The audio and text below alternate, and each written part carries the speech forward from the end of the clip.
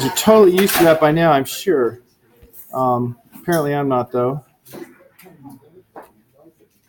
So today's lab is the Kirchhoff's Laws lab. So in class yesterday, we learned how to solve circuits with Kirchhoff's laws. We did exactly one. Today you're going to do two more. So it's going to be a learning process in that, but you're also going to make circuits and compare them. And so there's a learning process there. So Ohm's law by now you should be very familiar with. V equals IR. The voltage drop across a resistor is equal to I, the current through the resistor, multiplied by the resistance of the resistor. A linear relationship that works for most materials. So we're going to utilize that in solving our circuits along with Kirchhoff's laws. This circuit here, which I see that I have a spacing issue, I'm sorry about that. This circuit here you could solve by simplifying, right? You have two resistors in parallel. You could combine them into one and then find the total current. And then, well, you actually don't have to combine them into one because when they're in parallel, the voltage across each one is going to be the same. So I could just say 5 ohms, or excuse me, V equals IR, so I is V over R. 5 volts divided by 5 ohms is 1 amp going through the resistor 1. And 5 volts divided by 20 ohms is 0.25 amps going through resistor 2. 0.25? Nope. 5 over 20. Yeah. 5 over 20 is 1/4, right? Yeah. Okay. Yeah, so 0.25 going through resistor 2. I can have that one solved real quick. But this problem here, the 14.2, is not so easy. So that's where we have to use the processes that we learned in class yesterday. So I'm going to require you to solve both of the circuits that we're doing using the methods that we used yesterday. So you have Kirchhoff's current law. The sum of the currents out of node is 0, or the sum of the currents coming in is equal to the sum of the currents going out. You can only make 1 minus the number of essential nodes Kirchhoff's current law equations. So if I look at this equation, or this circuit, first thing I want to do is to identify what are my essential nodes. And you can see they're already labeled. Here's essential node A. Here's essential node B. What is the definition of an essential node?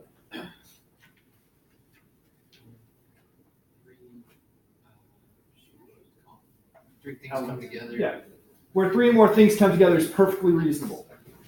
Where 3 or more things come together. So you can see at A, we have 1, 2, 3 things coming together. At B, we have 1, 2, 3 things coming together. This here is a node. A node is any place 2 or more come together.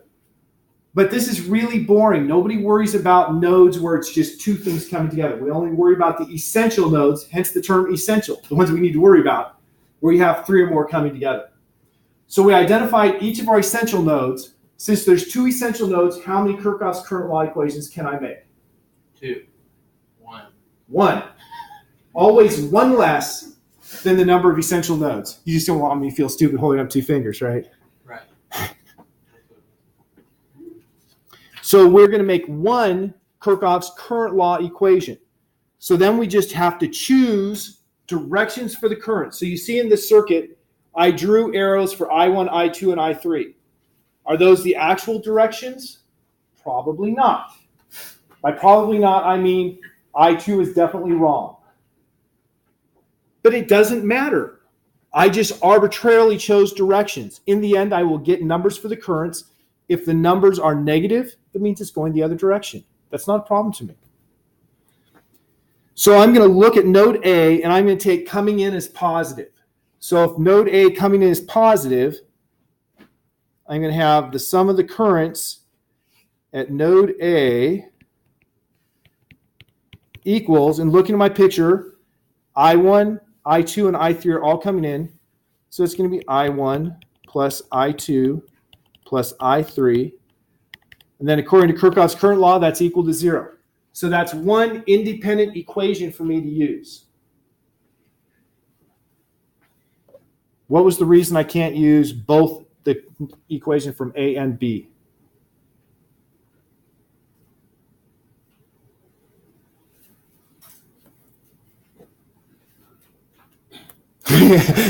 Yes, Andrew.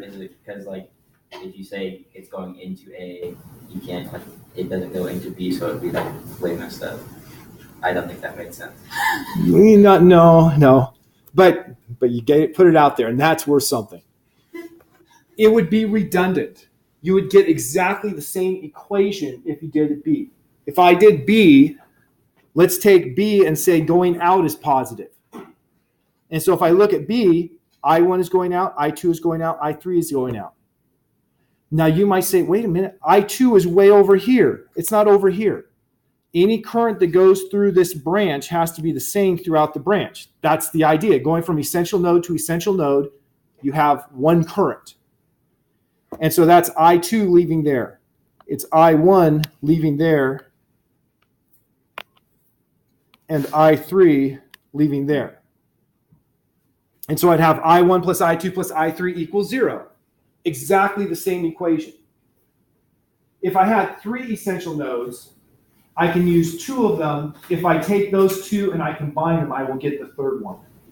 So that's why you can't use all of them. You have to use one less. The last one is going to be a linear combination of the others. So I've identified my current directions. In this picture, they were already given. I identified all of my essential nodes. In this case, again, they were given. I applied Kirchhoff's current law to all but one of the essential nodes. That gave me one equation. How many currents do I have in this circuit? They're labeled. Or you can count them in my equation. Going with 3. 1, 2, and 3. So I have 3 currents, 3 unknowns. So I need the same number of equations as I have unknowns. So I need 3 equations, and right now I only have 1. So then I move on to Kirchhoff's voltage law, which is the law that says the sum of the voltage rises is equal to the sum of the voltage drops, or the sum of the voltage changes is 0. And I saw some of you in class yesterday using a different form than I used. That is perfectly fine, as long as you're using it correctly. So I like to do sum of the voltage changes is 0. And so a rise is positive and a drop is negative. And some of the things you'll find have you go through the circuit twice. First you go through and you add up all the voltage rises, ignoring the drops. And then you go put an equal sign, you go up and you add up all of the drops, ignoring the rises. A third way that some people will do it is you go through and you add up the rises and drops. Well, you add up the drops and subtract the rises from resistors, and they put an equal sign, and then you add up the rises and subtract the drops from supplies. They're all equivalent. Do what makes sense to you. As long as you do it right, we're good. If you have confusion, ask me, okay? Because we want you to know how to do it. So now I look at my circuit, and I can make, do you have a question, Michael? Okay. I can make independent loop equations for each of the meshes being the smallest loops you can make. So I marked there loop 1 and loop 2. Those are the 2 meshes.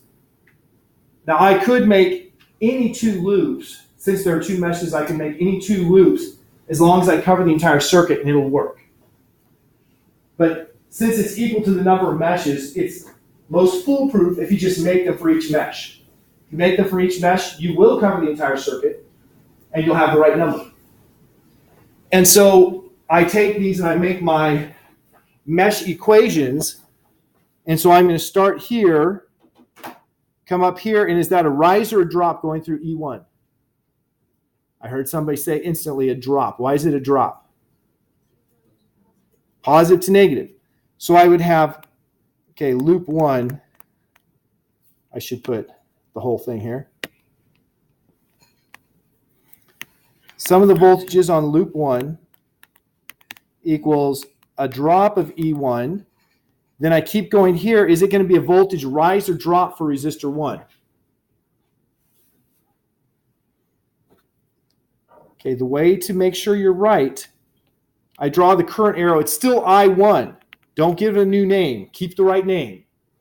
But then I can mark the positive side and the negative side, because you know the current's always going to lose energy, drop in voltage as it goes through. So I'm going from the minus sign to the plus sign, so that is a rise. So plus I1 R1. What was your question, Michael? You can go whatever direction you want. I always go clockwise. It's just the way I make sure I don't screw up. That way, if I come back to check, I always know I started at the bottom left corner and I went clockwise, so I can just check turn by turn. So once again, you can do it a different way as long as you know what you're doing. Okay, so I keep going along my loop. Next thing I come to is E2. Going across E2 like this, is that going to be a rise or a drop? Is it going from negative to positive or positive to negative? Negative positive, so that is, as Michael indicated, a rise. So that's a plus EMF 2. And then my final resistor, once again, I will draw my current arrow here, indicate which side's positive, which side's negative. Is that a rise or drop for resistor 2? It's a drop because I went from positive to negative. So minus I2 R2. And that's got to equal 0. So there is my equation for that loop or that mesh. And then I have to make a final equation for the lower mesh. Okay.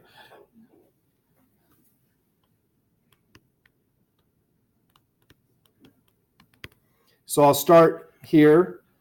First resistor I go through is R2. I'm going from the negative side to the positive side. So that's going to be plus I2 R2. Notice I'm using Ohm's law so liberally, I forgot to even mention I'm using Ohm's law to get the voltage.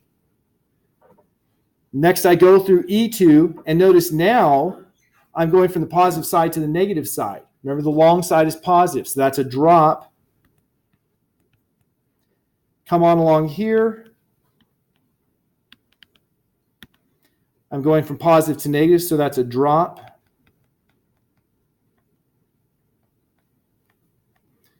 And then finally, I'm going from negative to positive, so a rise. So there I have two more independent linear equations. Linear means you don't have anything like squared or that kind of stuff. Okay, that works. So now I have a total of 3 equations. How many did I need? 3, so I'm good to go. So here are instructions for doing the work that we just did. So you've got it written out. You can always refer back to here. After today's lab, each one of you should do your own circuit, okay? I know you're working in a group, and you can look at with each other and talk to each other. That's no problem. But make sure you understand how you got your equation. You didn't just say, well, my partner's got that, so it must be right. Because when it comes to test time, you know what you won't have? A partner. And you will have to do a problem like this on the test. So you want to be proficient at it. So now we need to analyze those equations. So I have the first equation. There's the second equation. Here I put the numbers in. So I have 3 equations with their numbers. But I have those unknowns, I1, I2, and I3. So this is where I make the equations in a table form. So I have I1 times 1, I2 times 1, I3 times 1 equals 0. I1 times minus 7, I2 times 5, I3 times 0 equals minus 2. I1 times 0, I2 times minus 5, I3 times 3 equals minus 5. And then I just take the numbers for each I1 and I put them here in that column. And then I take the numbers for each I2 and I put them in this column. And then I take the numbers for the I3s and put them in this column. And then I take the numbers on the other side of the equal, whoops, got to change color. On the other side of the equal sign and put them in this column. And then the computer is going to do the linear algebra calculation for you. If anyone wants, I can explain to you how the linear algebra works. If anyone wants, and I expect many of you will, I can show you how to do this on a calculator so that you can do it for any problem you have with multiple equations that you need to solve. This is very useful anytime when you're doing math and you have multiple simultaneous equations you need to solve. Especially, Nathan, in your engineering class, when you're going to have like 20 equations with 20 unknowns that you need to solve. Only a super genius would ever try to work that out by hand. You put it into the matrix, boom, pops right out. So it gives you here the calculated currents. And you see, based on the numbers we have, current 3 has a negative value. What does it mean that current 3 has a negative value? Means what? Yeah, it means that this arrow for current 3 was drawn in the wrong direction. You knew one of them had to be in the wrong direction. Actually, I said I2. I forgot that there was a power supply here. So it turns out that I3 is the wrong one. And I know that by looking at the solution. So now I can just come back and say, okay, instead of going left to right, it's going right to left. Because I have that negative value for the current going left. Anybody have a question about that process? Now, I am going to very briefly, how many people have a variation of a TI, 8384, something like that? Okay, it's about a third of the class. Usually it's more. If you have those, you want to, let me steal yours, mate. I'm disadvantaging my son. So if you want to do this, the first thing you need to do is, and I see somebody's been already working on this, so it doesn't matter so much. I need to go to the matrix. And so right here, blue function, and then x and minus 1 is how I get to matrix on this. And you have names, math, and edit. And so the first thing I'm going to do is go down and go to edit, and I'll choose matrix C, which he doesn't have defined. Click enter, and it now has a 1-by-1 matrix. 1-by-1 matrices aren't very useful, really. We usually call them numbers. So what I want in this case, because I have three rows and 4 columns. I believe that makes it a 3-by-4. So I'm going to put 3-by-4, and sure enough, that's the right dimensions. And now I'm going to put those numbers in. So I'm going to put in exactly the numbers that are shown in the yellow and blue table. So I'm going to put in 1, enter, 1, enter, 1, enter, 0, enter, -7, enter. I know, it's kind of boring for me to put this in. 5, enter, 0, enter, -2, enter, 0, enter, -5, enter, 3, enter, -5, enter. So now I put all of those values in. I have my matrix done. I can go back to, second quit will take me out of matrix mode. And if I want to see what my matrix looks like, I'll go back to matrix and then go on names and choose the one I just filled out. Hit enter and it'll make a bracket with the variable name in it. Hit enter there, and it shows me the matrix that I made. That's how you can check and make sure you entered what you thought you entered. Now for the fun. We want to do matrix math on this. So once again, I go back to matrix, and now I go to the center option of math. Near the bottom of the list, which means it's quickest to get there by going with up arrow, you have one that's RREF parenthesis. That's the one we want. Row reduction echelon form is what I learned it stands for. So I choose the RREF. Then I have to go back to matrix again, the name, and choose the matrix I want. So RREF, parenthesis, bracket, C, and bracket. I'll put the end bracket because I'm anal that way. Your calculator won't make you. And I hit enter. And it gives me a unit matrix, a 3-by-3 unit matrix, and then the answers in the last column. So it's pretty simple to do.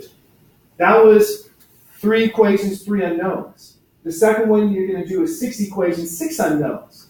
So you can still do it on your calculator. You just have to make a 6x7 matrix, put all the numbers in, and do the same process. Question? I did it and I'm off by a value of 1,000. Okay, off by a value of 1,000. That is not a problem. So let's make this calculator. Because I have up there milliamps. Yes. That's why it's off by a factor of 1,000. So that answer was in amperes. Yeah, I just caught that. It says you like one. Okay, so now that was a quick going through it. But if you have questions, ask me, right? Now on the exam, you will not have to find the currents. So you don't have to be able to solve the equations this way. Because I expect people to solve it on their calculator, and then that would become a calculator question, and I really don't care about a calculator question. So what I will be grading for is, did you get the right equations? So you don't have to be able to solve them, but it's really useful to be able to solve them. So any questions before I move on? All right, so the lab today, scientific method, will not have. You just don't have the scientific method part at all. So there's no observation, no hypothesis, no test. All you have is the steps that are required here. The steps required here, okay, so I showed Andrew how to do everything, and it took us, well, we only did one of the 2 circuits, and it took us an hour, including getting all the material out and me explaining how it works.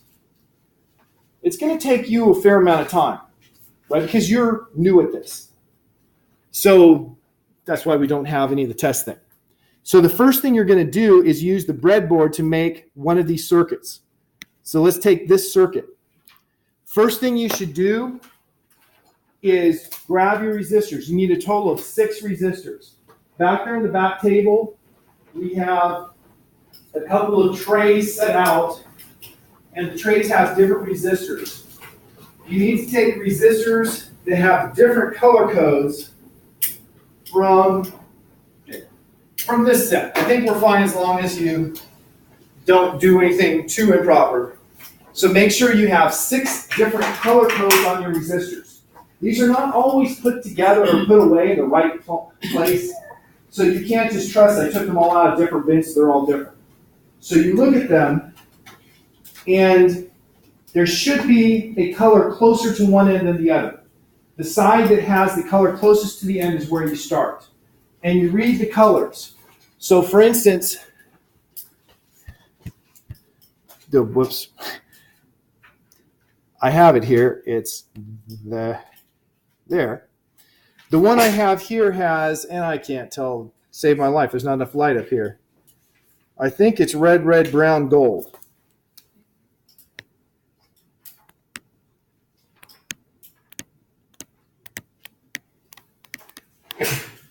Read and write down the colors from your resistor for each one. And then you look at this table. Now, this table is in the Ohm's Law lab, but it lays out what the colors mean. So red means 2.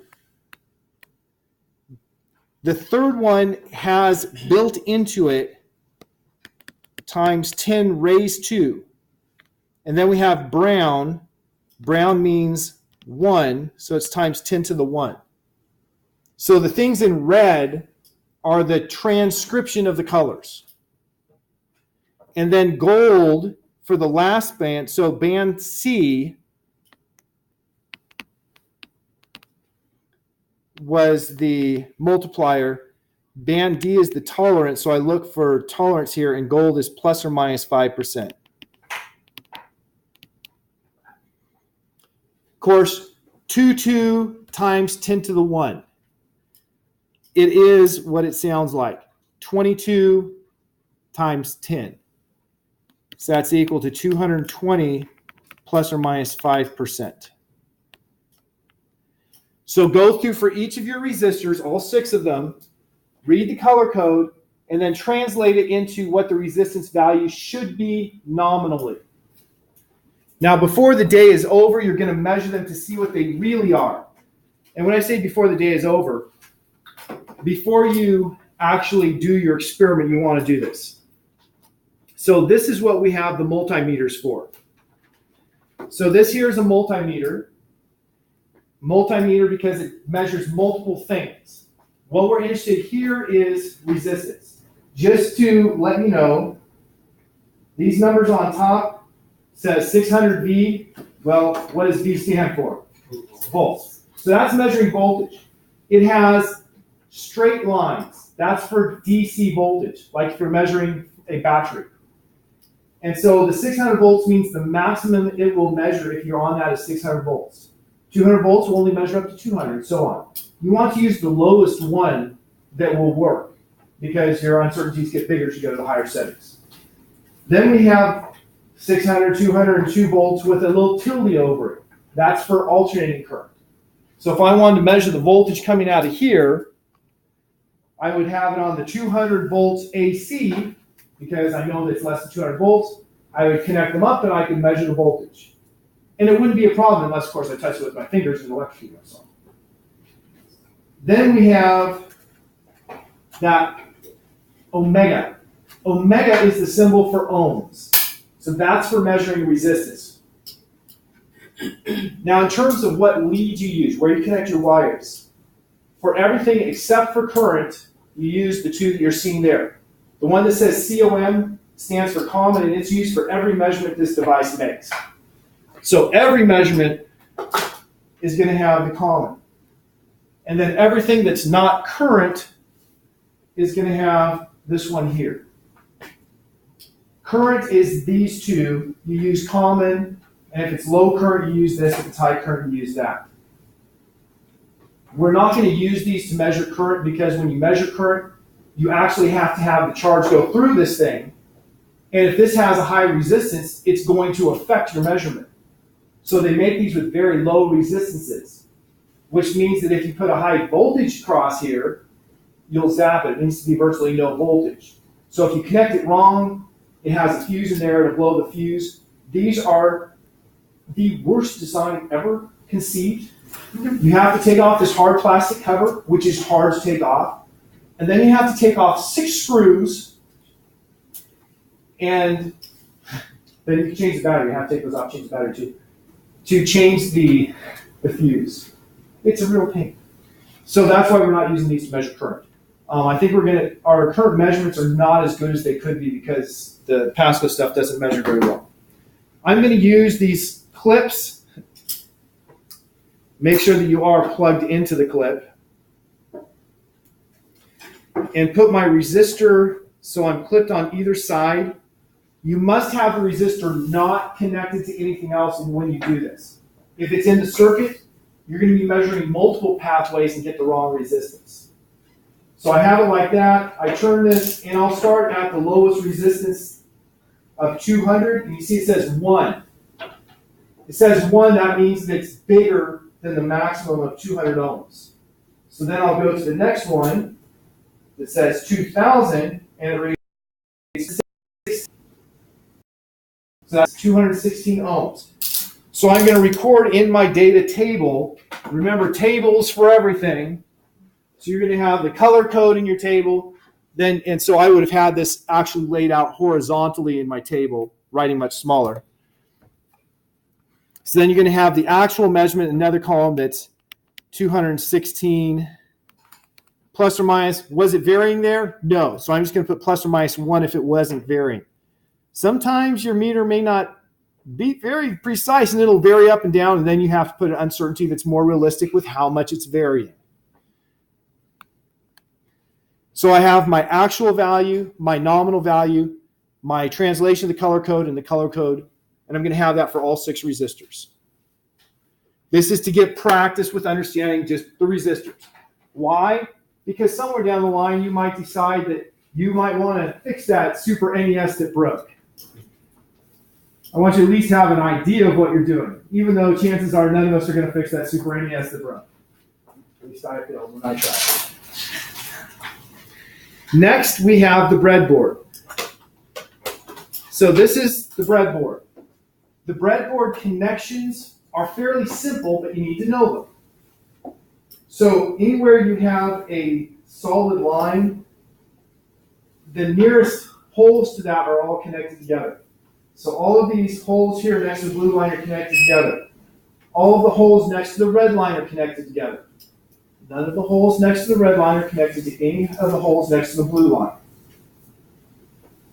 Then over here, I have rows 1 through 64. Row 1, A through E are all connected together. So row 1, A through E is one node. Row 1, F through J is a second node that's not connected to 1A through E. So I have 2 nodes on row 1, 2 nodes on row 2. Each row is a separate connection. Make your circuit on the breadboard so it looks like the circuit you're duplicating. So the first circuit we're making is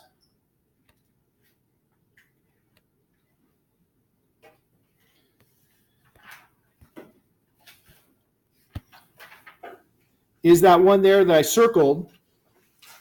And so I have my resistors laid out in exactly the same arrangement. I chose to have resistor 1 go from 2D to 2G. Remember, A through E is one node, F through J is the second node, so those are 2 different nodes. And then I have resistors 2 and 3 going from 2I to 8I and 2J to 8J. So it's laid out exactly the same as I have there.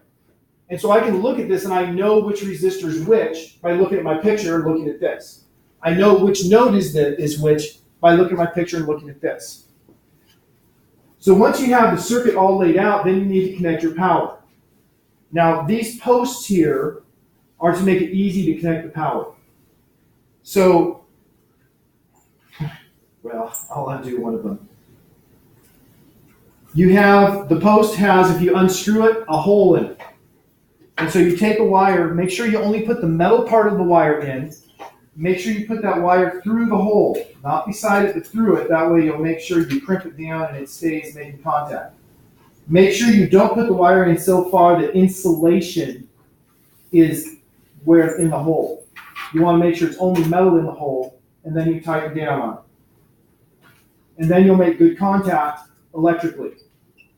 And so I have my power supply is going to connect to these 2 posts, and then I have the red as my positive power, so I connected it to 2A, because that's where I had resistor 1. The power supply connects to resistor 1 on the positive side. I put the negative power connecting to 8F, because that's the bottom side where R2 and R3 are connected. So now I have my circuit complete. My power supply, you're gonna have to have a bunch of wires. They're all back there. You just grab and go. My power supply is this Pasco, not Data Studio, the universal interface. So up here, I put the red in the red, the black in the black. Do the colors really matter? No. What matters is you know which one's positive, which one's negative. So I'll put the black in the black there because I chose that to be my negative, the red in the red here. And now my circuit is ready to be powered. Before you turn on the power, call Andrew or me over to make sure you have it right, just to make sure we don't have any problems. At this point, I do need to turn the power on, and I will switch over to Pasco, and you're going to open the Lab 13 Kirchhoff's laws, and it has 3 displays. The top one is going to be the voltage measured with 2 probes coming out of this thing. Try not to make an enormous mess, which clearly I have, because at this point I couldn't tell you which ones are which here. Okay, so these here are my voltage probes. So that's what's going to be measured by the top one. The current probes are plugged into the top here, so these are the current probes here. That's what's going to be measured in the middle one. And then the bottom one is actually telling me how much power is coming out of the power supply. So when I turn on the bottom one, should read something other than 0, hopefully. And the other should read 0 because right now nothing's connected. 0 power, whatever. I trust it's putting out some power. It's just too low. Actually, yeah. So now I need to make measurements of voltage. You need to measure the voltage across every device with one caveat. If you have two devices that are in parallel, they have the same voltage. You would put the probes the same place. So there's no point in measuring them twice. You can just write the same number for two items in parallel. So for our circuit, R2 and R3 are in parallel. So I'm not going to measure voltage 2 and voltage 3 separately because it'd just be putting them in the same place. I'll just put voltage 2, measure it, voltage 3, write the same value. So how many devices do I have? Look at that circuit. How many devices are in that circuit? Circuit, I don't know what number it is. 14.3. 14.3. Probably that. How many devices are in that circuit? 4. So that means I need to measure 4 voltages, the voltage for each one, with the caveat that the two in parallel, I'm only going to measure one of them. And I need the 4 currents. So I'll start, the red is the positive. So looking at my picture and how I have my current directions defined, I can put the red one on the side in my picture I call positive. Right, so it makes a difference which side's which. So I put the red one on the side I called positive for resistor 1. And the black one on the side I called negative. And up there I have 4.900 volts. Now I'm going to go ahead and put the clippies on here. And I'm actually going to go one step further. Hey, I'm going to, whoops. I'm going to grab some wires and put the clippies on the wires so I can do this more easily. So we have a bunch of wires for making your circuits in these boxes here.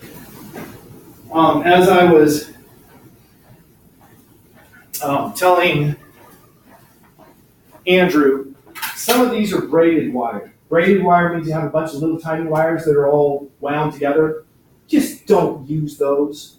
Those are going to cause you more headache than you could ever want. So I'm just going to take these two and use them as probes. So I'm going to clip my positive side onto the green one and my negative side onto the black one.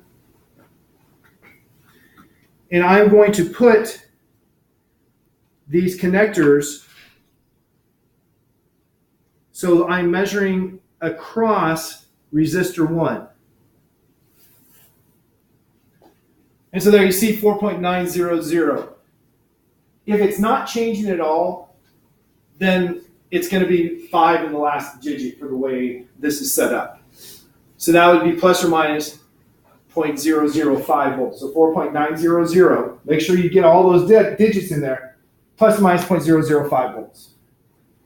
And then I go to each of the others. So move to, this is resistor 2 and resistor 3. And I have 5.054 plus or minus 0.005 volts because it's not changing again. And then, now that's 2 and 3. So I've done 1, 2, 3. What's remaining for me to measure the voltage of? Yeah, the power supply. So I'm just going to put across the power supply now. And there's my voltage for the power supply. Measuring the voltage is pretty quick and easy, right? Measuring the currents takes more work. For the currents, you need to break the circuit because current is measured going through. Voltage was measured as the difference across. Current is the current going through. So the first thing I have to do is change from my voltage probes to my current probes. And remember, this is where you can screw things up if you do it wrong.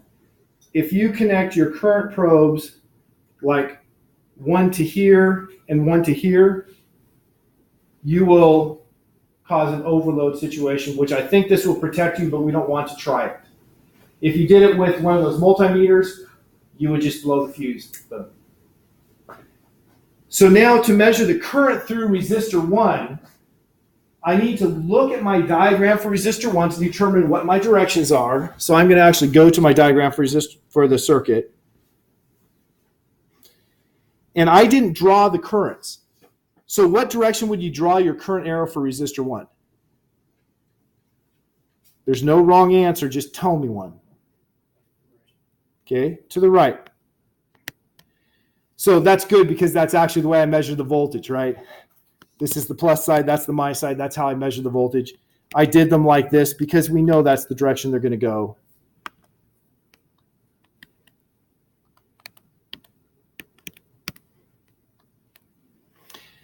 And so now I'm going to break the circuit on one side of that resistor. So I'm going to pull one side of the resistor out of my circuit. Which side would you recommend I pull out? And once again, there's no wrong answer. It's just I want you to direct me. Okay, the right side. So I'm pulling out the right side of that resistor. Now, according to my picture, is current going into the right side or coming out of the right side? Okay, it's coming out of, according to that picture, because the arrow is going to the right, so on the right side it's coming out of the resistor, going into that essential node. So I want the current, where it was coming out, I want to go into the red current probe, the one that's marked here as positive. If you do it backward, you'll get the wrong sign. And remember, your current arrows aren't necessarily going to be the right direction, so you want to measure correctly. So if you mark the current the wrong direction, you measure it with the negative. So I'm going to put my positive on the resistor where I pulled it out, and then I'm going to complete the circuit by putting the negative where I had broken it. So I'm going to put the negative back into the circuit on that node. And now I'm going to go back to the meter, and we will see my current, unless, of course, I screwed everything up. So we see here now 13.5 or 13.0. So I'm going to go ahead and say, because it just seems to be spending equal time on both, let's say 13.2 plus or minus 0.5. Notice there's a fair amount of, percentage-wise, that's a pretty big uncertainty in the current. I was telling Andrew when we were going through things, these should be dead on. If students don't have the right values, they made a mistake. But with that kind of uncertainty, it doesn't look so dead on. It's an uncertainty in our measuring device, not in our actual calculations. So I get my current here. After I have the current measurement, I need to put the circuit back the way it was, and then go to my next element. So my next element, pull out one side of the resistor, make sure that I connect the wires so the current goes into the red according to my picture and out of the black. And so I'm patching my current meter into the circuit. So the current has to go through, any current that goes through the resistor has to go through my meter, and that tells me what. So how do I have? I have 4 because I have 4 devices. I need the current for each one. I need the current for the power supply as well as the current for each resistor. Now, of course, in this case, the power supply and resistor 1 were in series. If they're in series, they have to have the same current. So you don't have to measure the current for 2 items in series. You can just duplicate again. If I want to measure the current from the power supply, what's the best way of doing that?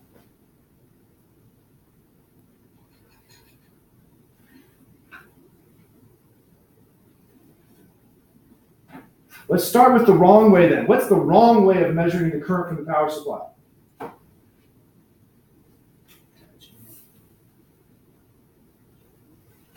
The wrong way would be to connect my current meter across the power supply. Because then I have 10 volts across 1 ohm resistor. According to Ohm's second law, that would give me a current of 10 amps, which is more than this thing can handle. So that's not how you do it. How you do it is you have to break the circuit. So here's my positive power. I'm just going to pull that out.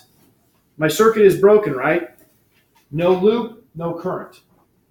And then I'm going to put these together. So now it's going from the positive into the positive of my current meter. And then I take the outside of my current meter and I connect where I disconnected my power supply. And now I have the current coming from the power supply. And you see, that's showing a little bit higher than it showed when I measured it through resistor 1. Why? Probably because I'm making a better connection here, less resistance in wires. So that's how you're going to measure the currents and the voltages. So you have 4 measurements of current and 4 measures of voltage for the first circuit. Second circuit, how many devices do you have in the second circuit? You have 6 resistors.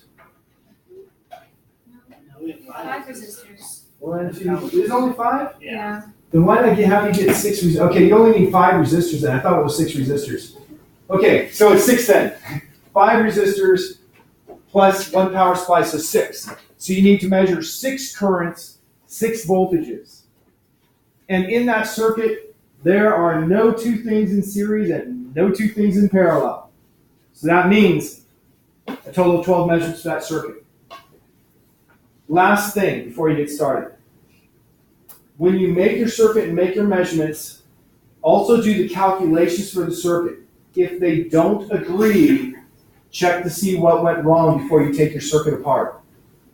One thing, because of the large percentage uncertainty there in the current measurements, I think it might work better to take the currents that you calculated and use those to determine what the voltage drop should be, and compare the voltage drops to what you get from your calculated currents and the actual resistances. And if you have questions about that, just ask me. Speaking of ask me, any questions before you get started?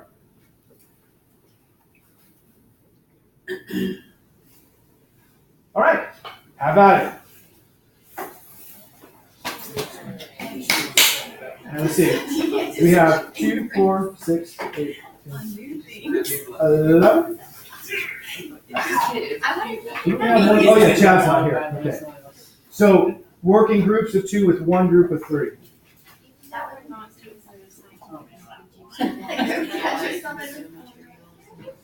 Oh yes, yeah. You should have everything except for the scientific method parts. So that means you should have your procedure, your equipment, your arrangement of equipment, and so on.